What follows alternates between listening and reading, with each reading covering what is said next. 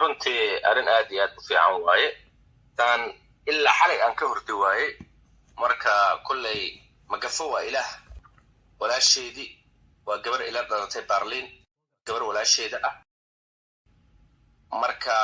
boqolkii iyo boqol igaraal noqo Berlin imaamadana waa kuugu tuuray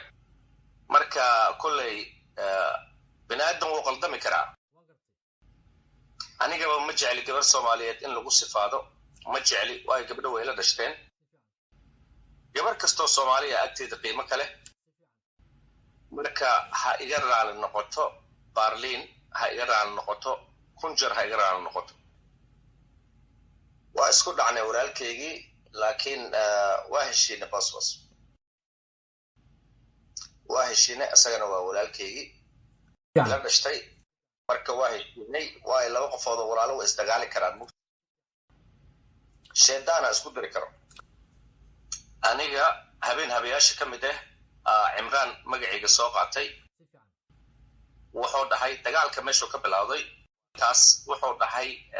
Liibaan iyo Ilhaan iyo boss ayaa guriga Muno tagay beelkana qaatay marka Ilaahayna wuu ogyahay qof kastana wuu ogyahay aniga guriga Muno habeenkaas shilka dhacay ma tagay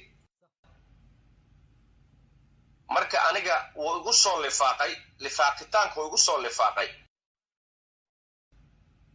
yes aan isku dhacnay magacayga maxaad u soo qaaday aan dhahay aniga meesha goob joog ma ahayn laba joor aan ugu celiyay waxaan dhahay brother magacayga maxaad u soo qaaday igaaga soo jawaab ay Mahmud arrinkan shaqo kuma lahayn waa midda aan la yaabanahay magacaygi markuu soo qaaday aan dhahay magacaygi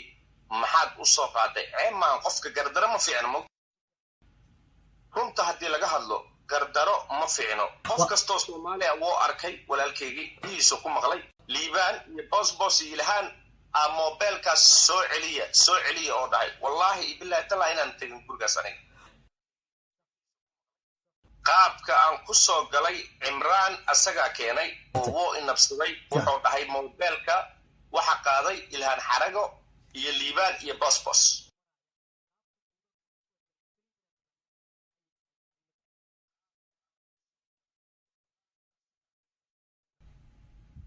sidaasan ku soo galay Liibaan iyo boss iyo Ilhaan mobilkaas soo celiya oo dhahay wallahi billahi tala inaan tagin gurigaas